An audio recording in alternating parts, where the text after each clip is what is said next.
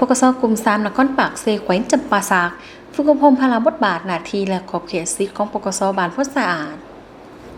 เพื่อเป็นการปรับปรุงกำลังป้องกันความสงบขันบ้านให้มีความสงบในสาเหตุให้เวียกงานป้องกันความสงบภายในบ้านให้มีความนักแน่นเข้มแข็งมีความเป็นระเบียบเรียบร้อยดี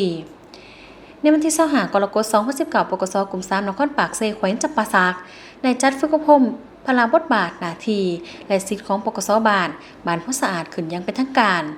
โดยการของความของทานพันโทคำผงพรหมจันทร์คณะศิลป์นำก่อสร้างหักฐานห้องของกลุ่มครองสมนุครัวและก่อสร้างหักฐานปกสแขวงมีฐานพันโทเข็มทองฟอกสมุทรห้องกองบรรณาธิการปกสนครปากเซมีหัวหน้าจูก่อสร้างหักฐานพร้อมคณะอำนาจการปกครองบ้านปกสบริการประชาชนตลอดหอดปกสบ้านเขาห่วม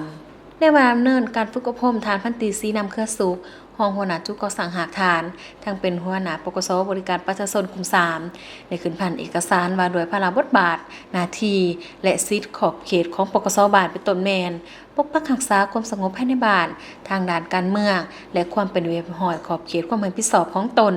ศึกษาบ่มให้เสริมสร้างแนวทางนโยบายของพรรคระเบียบกฎหมายของรัฐระเบียบของบ้านกำเนิดการเคลื่อนไหวต่างๆของแต่ละครอบครัวภายในบ้านนับทั้งคนต่างดาวและต่างประเทศเก็บกำเป้าหมายที่คนบ่ดีประเภทต่างๆที่เคลื่อนไหวภายในบ้านนับทั้งเป้าหมายอยู่เขตอื่นที่เข้ามาพักเศร้าเขาร่วมในการแก้ไขไกล่เกลี่ยคดีต่างๆที่จัดขึ้นอย่างถูกต้องและเป็นธรรมในตอนท้ายของการฝึกอบรมฐานห้องกองบรรณาธิการปกสนครปากเซได้ให้เกียรติโอลมและให้ทิศสีนำก่อนอื่นท่านได้แสดงความยักยอกเสมเสยต่อมาคนผลงานที่บ้านก็คือปกสบ้านญาติมาได้และท่านก็ได้เน้นหนักหลายปัญหาที่สำคัญเป็นต้นได้สีนำให้ปกสบ้านที่เข้าร่วมการฝึกอบรมในครั้งนี้